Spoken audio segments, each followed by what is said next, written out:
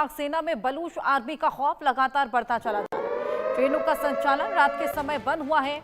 बलूचिस्तान में रात के समय ट्रेन चलना अब बंद हो गई है। बोलान मेल की टाइमिंग में भी अब बदलाव कर दिया गया। और सुरक्षा को लेकर आपको बताएं, पाकिस्तानी रेलवे ने यह फैसला लिया।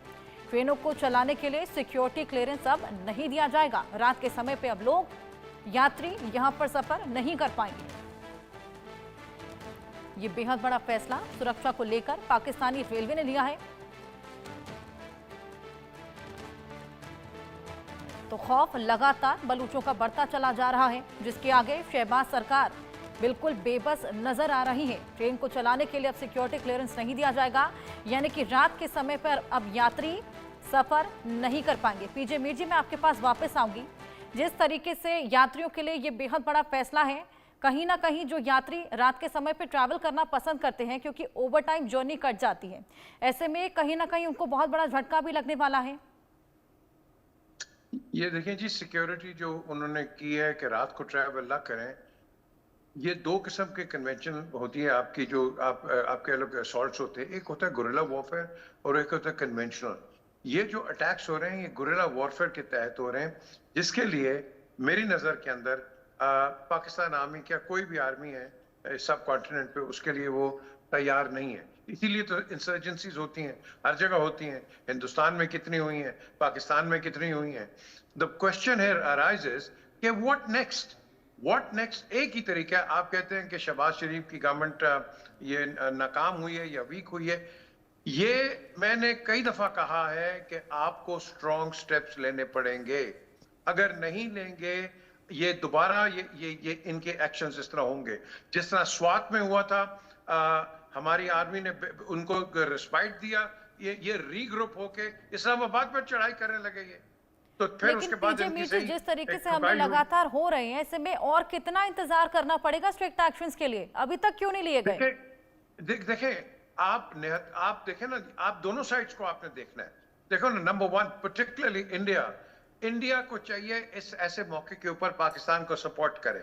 अगर हम पुराने 47 के बाद में चले जाएं और कि भाई उसने ये किया था, done is done, done is totally done.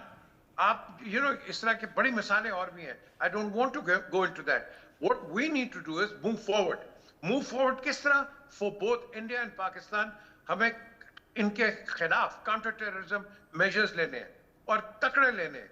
मैंने पहले भी कहा है, यहाँ राजीव शुक्ला साहब भी आए थे, लालू प्रसाद भी आए थे, और आपके आई थिंक जसविंदर सिंह उस वक्त इंटीरियर मिनिस्टर। मैंने उस वक्त मैं कहा जी, जब तक पाकिस्तान और हिंदुस्तान इंटेलिजेंस शेयरिंग नहीं करेगी, दहशतगर्द हर जगह फायदा इसका उठाएंगे।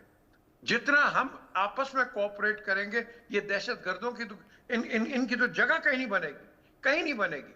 लेकिन we have to trust each other to eliminate this terrorism. क्योंकि ये देखो ना, ये कहां से कहां चले गए, मुझे बता दो। अब आप हर जगह आप देखो, इन्होंने बेड़ा गर्क कर दिया। और किसका बेड़ा गर्क कर रहे हैं? आम सिविलियंस का, जिन बेचारों का कोई ताल्लुक नहीं है। कोई बॉम्ब ब्लास्ट उधर हो रहा है, कोई इधर हो रहा है, फलाना हो रहा है। क्या आई मीन इज दिस? आपने सही कहा, क्या हम सारे इसी तरह जिंदा रहेंगे यार? खुदा के लिए अब वक्त आ गया है कि we have to sit down. बिल्कुल पीजे मीर जी, वक्त आ गया है अब स्ट्रिक्ट एक्शंस लेने का। जे सोडी जी, मैं आपके पास आऊंगी। अभी जिस तरीके से पीजे मीर जी ने भी जिक्र किया, स्ट्रिक्ट एक्शंस लेने की बेहद ज्यादा जरूरत है, लेकिन एक और सोल्यूशन है, वो है डायलॉग का, जो कि यहाँ पर बनता हुआ बिल्कुल नजर नहीं आ रहा। ऐसे में अब आगे क्या? हर्षा जी, मैं मीर साहब की बात से बिल्कुल एग्री करता हूं कि दोनों देशों के बीच में अमन होनी चाहिए, शांति होनी चाहिए, ट्रस्ट होना चाहिए। लेकिन क्या कभी ट्रस्ट हो सकता है? बिल्कुल नहीं हो सकता है। जब जब भारत ने पाकिस्तान पे भरोसा किया है, पाकिस्तान ने भारत की पीठ पे छुरा घोंपा है। और ये हम पिछले 1947 से लेकर आज तक देख सकते हैं। 1947 का जम्मू कश्मीर के लिए युद्ध, उसके बाद 65 का युद्ध, 71 का युद्ध, कारगिल वॉर, उसके बाद 36 साल से जो आतंकवाद चल रहा है जम्मू कश्मीर में, 15 साल जो चला आतंकवाद पंजाब में, पाकिस्तान इन सब के पीछे था। आज अगर भारत कोशिश भी करे, लेकिन ये ट्रस्ट डेफिसिट कभी पूरा हो ही नहीं सकता, क्योंकि इसका एक मुख्य कारण है जो हमें समझना होगा। मुख्य कारण ये, पाकिस्तान की जो बुनियाद है वो भारत विरोधी और हिंदू विरोधी बुनियाद है। जब तक पाकिस्तान अपने खून के अंदर से भारत विरोधी और हिंदू विरोधी बुनियाद को नहीं निकालता है, तब तक पाकिस्तान और भारत के बीच में कभी अमन शांति हो ही नहीं सकती है। भारत ने कितनी बार अमन का हाथ बढ़ाया है। हम लोग सारे भूल गए क्या कि जब हमारे प्रधानमंत्री अटल बिहारी वाजपेयी लाहौर गए थे बस में और उसके 3 महीने बाद कारगिल युद्ध हो गया। तो देखिए, ये भरोसा होना चाहिए, लेकिन इस वक्त नहीं हो सकता है। इसके लिए अब पहला कदम पाकिस्तान को लेना होगा। भारत ने बहुत कदम ले लिए, तभी नरेंद्र मोदी की सरकार ने सही कहा कि जब तक आतंकवाद चलेगा हम पाकिस्तान से बात नहीं करेंगे। बिल्कुल जय सोडी जी। पीजे मीर जी, आप बताइए क्या विकल्प है, किस तरीके से वहां पर परिस्थितियां ठीक हो सकती हैं, क्या किया जाए, क्या सॉल्यूशन है? देखिए जी, इसका सलूशन जिस तरह मेरे भाई ये बात कर रहे हैं, सलूशन बात पे ही है, डायलॉग पे ही है, और आगे कुछ नहीं कर सकते एक्सेप्ट डायलॉग। हम जब तक ये बिल्कुल मैं बिल्कुल कहता हूं, अब पाकिस्तान शायद कहता है कि वो इंडिया को ट्रस्ट नहीं करता, इंडिया कहता है पाकिस्तान को ट्रस्ट नहीं करता, तो ये तो कहानी बड़ी देर की चल रही है। देखो ना, अब बात आती है कि हमने आगे जाना है ना, कि हम एक दूसरे पे अब इस तरह बैठे नहीं जी हम ट्रस्ट नहीं करते। भाई बैंक्स भी आपको एक दिन ट्रस्ट कर देते हैं जब कोई ना कोई, मैं समझता हूं, कोलैटरल बीच में आ जाए। हमारा जो कोलैटरल है, we have to get somebody in, और हमारी जो टॉक्स हैं इनको आप शुरू रखो, ये शुरू रखो। कई जगह फेल होगी, कई जगह आगे भी बढ़ सकते हैं, कई जगह नहीं बढ़ेंगे, लेकिन at least the talks must continue. हमें एक दूसरे पे ब्लैकआउट नहीं करना, क्योंकि ब्लैकआउट करेंगे, मैंने हमेशा कहा है कि जो थर्ड पार्टी होती है, insurgents all over, whether it is India और इन पाकिस्तान, ये इसका फायदा उठाते हैं। तो we've got to curb these people by continuing a dialogue. Yes, मैं मानता हूं कि शायद इंडिया के रिजर्वेशंस हैं, शायद पाकिस्तान के रिजर्वेशन हैं, तो क्या हम इन रिजर्वेशंस पे ही जिंदा रहना है? यार अब तो 4th जनरेशन आ गई है, 75 years of independence। अब वो बात करते हैं हिंदू और मुसलमान और ये सिख और ये ईसाई और यार सब पहले इकट्ठे रहते थे खुदा के लिए। ये क्या हो गया है? कोई हिंदू बन गया, कोई मुसलमान बन गया, कोई सिख बन गया। यार we are all the same. हर बंदे की they should be respected for whatever they follow. और किसी को रिलीजियस बेसिस पे मैं तो यहाँ इधर पाकिस्तान के अंदर खुदा की कसम अगर कोई बात करे हिंदू के खिलाफ, I am the first person who stands up, or with any minority. Why? Because you just cannot persecute minorities nowhere in the world. So question is कि हमें as a society आगे बढ़ना है। हम प्यार मोहब्बत से सब रहते थे यार, यहाँ सारे रहते थे। मेरे वालिद साहब, मैं आपको अभी तस्वीरें दिखाता हूँ गांधी जी के साथ, आपको उनको दिखाता हूँ कि वो Gandhi ji used to take my father as a young student leader in Bihar in 1934, और मैं आपको दिखाता हूँ, कभी दिखाऊंगा आपको यहाँ तस्वीरें और वो हिंदी के न्यूज़पेपर्स। द क्वेश्चन इज, वो इतने बड़े आदमी थे, I wish we had more people like him. The question is कि आज हमारे डायनामिक्स जिंदा रहने के चेंज हो गए, पता नहीं क्यों हो गए, एक दूसरे से पता नहीं क्यों दुश्मनी है। मैं सारी उम्र इंग्लैंड में रहा हूँ, 50 साल उधर रहा हूँ, मुझे तो कोई इंडियन का कोई प्रॉब्लम नहीं आया। चलिए डायनामिक्स की बात जय सोडी जी से भी कर लेते हैं। जय सोडी जी, क्या लगता है कौन से वो डायनामिक्स हैं, क्या जवाब आप पीजे मीर जी की बात का देना चाहेंगे? देखिए हर्षा जी, जहां तक डायनामिक्स की बात है, जैसे मैंने पहले कहा कि 77 साल से भारत ने कितनी कोशिश की, जंग किसने छेड़ा? हमेशा पाकिस्तान ने छेड़ा।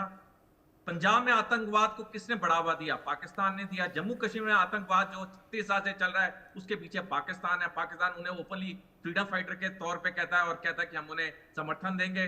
भारत ने कितनी बार डोजियर दिए, इतने बड़े बड़े आतंकवादी पाकिस्तान में है, लेकिन पाकिस्तान ने एक भी आतंकवादी वापस नहीं किया। तो डायनेमिक्स की बात तो तब हो जब कोई ट्रस्ट वाली बात हो। 77 साल से जब इतने कोशिश किए गए और सारे कोशिश विफल ही रहे, तो अब कैसे ट्रस्ट हो सकता है? अब तो बात तो बहुत एक दूसरे डायमेंशन पे आ गई आशा जी।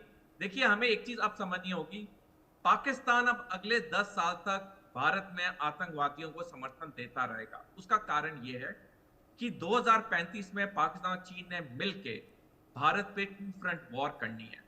पिछले महीने 17 मार्च को जनरल उपेंद्र द्विवेदी, जो कि भारतीय थल सेना के सेनाध्यक्ष, उन्होंने बयान दिया 2 फ्रंट वॉर भारत पे अब पॉसिबिलिटी नहीं, अब रियलिटी है। जिस तरह से चीन पाकिस्तान की नजदीकियां बढ़ रही हैं, सैनिक नजदीकियां भी बढ़ रही हैं, ये भारत के लिए 2 फ्रंट वॉर के बिल्कुल बादल हैं जो आज से 1 दशक बाद होने हैं। तो पाकिस्तान बोले कुछ भी, अमन दोस्ती का बोले, डायनेमिक्स बोले, ट्रैक 2 बोले, लेकिन पाकिस्तान कभी भी भारत में शांति नहीं होने देगा। क्योंकि उसका जो अब बड़ा एम है वो बड़ा एम है 2035 की टू फ्रंट वॉर चीन के साथ। बिल्कुल जी सोडी जी। पीजे मीर जी, मैं आपके पास वापस आऊंगी। जिस तरीके से वहां पर प्रदर्शन भी देखा गया, बलूचिस्तान के सामने से हमने देखा तमाम प्रदर्शनकारी पहुंचे हुए थे। मेरंग बलूच जिनकी गिरफ्तारी भी कर ली गई थी, उसके बाद भी हमने देखा प्रदर्शन वहां पर किया गया। एक्टिवली उनको हटाने में सेना और सरकार काम करती हुई नजर आई थी। लेकिन जिस तरीके से आतंकवाद वहां पर लगातार बढ़ता चला जा रहा है, सुरक्षा बहाली में इतनी एक्टिवनेस क्यों नहीं देखी जा पा रही? देखिए, आप इसकी मेरंग बलोच की बात कर रही हैं, that is the soft face of BLA. वो एक सॉफ्ट इमेज प्रेजेंट करती हैं। जैसे मैंने पहले कहा है कि जो भी किसी स्टेट के खिलाफ काम करता है, that will never be entertained, never. India करेगा? बिल्कुल नहीं करेगा। वो पाकिस्तान करेगा? बिल्कुल नहीं करेगा। तो इंस्टेड कि हमें कॉन्डेसेंडिंग स्टेटमेंट देने की वजह से हमें चाहिए सपोर्ट करनी एक दूसरे की। इसके ऊपर मैं बार बार ये कहता हूं, और वो ये जो मेरे भाई कह रहे हैं कि बात नहीं हो सकती, बिल्कुल बात होती है। इधर ब्रसल्स के अंदर, यूरोपियन यूनियन के अंदर इंडिया के बड़े अच्छे अच्छे ex army officers and politicians आके वहां डायलॉग होती है, ट्रैक टू पे बात होती है। यहाँ से भी x retired journals and politicians गए हैं, बात होती है, वहां बिल्कुल होती है। तो क्यों नहीं पीजे मीर जी बीएलए टीटीपी से डायलॉग कर लिया जाता? ये देखें, जो स्टेट के आगे हथियार उठाता है, हर्षा मेरी बहन, वो कभी भी उसको फॉरगिव नहीं करता, कहीं भी नहीं कोई करता। आपने गुआंतानामो बे में देख लिया है ना, वो कौन थे? वो ये दहशतगर्द थे ना, या और they worked against the army, simple as that. उस वक्त ये अफगान वॉर हो रही थी, छोड़ा था किसी को? कोई नहीं छोड़ता, पूरी दुनिया में कोई नहीं छोड़ता। जो इंसान, आप खुद आराम से अपने आप को 30 सेकंड्स दें और सोचें कि जो इंसान आपको पॉइंट ब्लैंक आपको गोली मार देता है, आपके घरों में बम्स फाड़ देता है, गाड़ियां एक्सप्लोड कर देता है, बच्चों को मारता है, will you talk to those people? इस कोल्ड हार्टेड तरीके से ये लोग मारते हैं। क्या है, क्या सोल्यूशन क्या है इस चीज का? किस तरीके से आतंकवाद का खात्मा किया जाएगा? मैं अभी भी कहता हूं, and I have been saying it for the last 30-40 years, कि Pakistan and India, yes, mistrust को खत्म करो। जो हो गया। वेदर पाकिस्तान ने गलतियां की हैं, हिंदुस्तान ने की है, जिसने मर्जी की है, leave the passed out. Past खराब है, स्केलेटन्स है उसमें, आप उसको छोड़ दो। हमने आगे जाना है। देखो, इंडिया में नई पौध आ गई है, पाकिस्तान में नई पौध आ गई है। हम इनके क्या लेगेसी छोड़ के जा रहे हैं? क्या एक दूसरे के जानी दुश्मन है? No, absolutely not. हमें सर, ये मांग तो आप कर रहे हैं ना, लेकिन क्या वहां की सरकार डायलॉग के लिए राजी होगी? क्या उनके तेवर वैसे हैं? जय सोडी जी, इसका जवाब मैं आपसे लेना चाहूंगी। अच्छा जी, देखिए, मैं मीर साहब की बात से बिल्कुल एग्री करता हूं कि हमें आगे मिलकर अमन शांति करनी चाहिए, और इसके लिए सबसे एक अच्छा सुझाव मैं आपके चैनल के जरिए दूंगा, क्योंकि आपका अंतर्राष्ट्रीय चैनल में और खास करके पाकिस्तान में बहुत देखा जाता है। पाकिस्तान अगर वाकई में ये मिसट्रस्ट खत्म करना चाहता है भारत के साथ, उसे फौरन जितने भी आतंकवादी हाफिज सईद जैसे जो पाकिस्तान में भारत के खिलाफ जंग लड़ रहे हैं, उन्हें कल ही भेज देना चाहिए भारत। और मैं कहूंगा, जिस दिन पाकिस्तान इन खतरनाक आतंकवादियों को भारत भेजेगा, उसके अगले दिन से ही भारत और पाकिस्तान के बीच में जो भी डिस्ट्रस्ट है वो 90% खत्म हो जाएगा। अब पहला कदम पाकिस्तान ले तो बाकी मैं मानूं कि पाकिस्तान चाहता है कि भारत के साथ अमन और शांति। अब बताइए पीजे मीर जी, क्या ये संभव है? ये जो बात कर रहे हैं ठीक है। मैं कहता हूं इस स्टेप से पहले हम तो बैठे ना यार, बाकी जिसके पर रिजर्वेशन है, बिल्कुल जो कि एंटी स्टेट इंडिया के काम करता है या पाकिस्तान के काम करता है, पकड़ो, दोनों साइड से पकड़ो, बिल्कुल, I agree with them. The thing is, but we must sit down and talk. हम जब तक एक, वो कहते हैं ना, पाथ आगे नहीं लेके चलेंगे, हम इसी तरीके से, मेरी नजर में मीनिंगलेस डिस्कशन है। हमें प्रोडक्टिव डिस्कशन करनी है जिसमें लॉन्ग टर्म दोनों का फायदा है। देखो, आप जो मर्जी कर लो, हिंदुस्तान और पाकिस्तान अपने बॉर्डर्स चेंज नहीं कर सकता, ये एक रियलिटी है। और इस रियलिटी में बार बार अपने इधर भी जितने भी हमारे पॉलिटिशियंस हैं, इंडिया के भी जितने भी हैं, बड़े बड़े लोग हैं, ये जसविंदर साहब, जब इनका मैंने मेट्रोपोल होटल लंदन में इंटरव्यू किया, ही वाज सो पॉजिटिव कि काश अगर हमारी हुकूमत रह जाती तो हम कश्मीर का मसला भी हल कर देते। अब ये नहीं है कि कश्मीर को दे देगा कोई ले लेगा, इस तरह नहीं होता। आप बैठ के बात करते हो, ये कुछ ये तो नहीं है कि पाकिस्तान के, हाँ जी कश्मीर मुझे दे दो, ये किस तरह होता है भाई? या इंडिया कुछ बात करे, इस तरह नहीं बात चलती। बात चलती है डायलॉग के साथ, डायलॉग के साथ गिव एंड टेक होता है, और गिव एंड टेक आप करेंगे, आप देखेंगे कि आगे चलेंगे।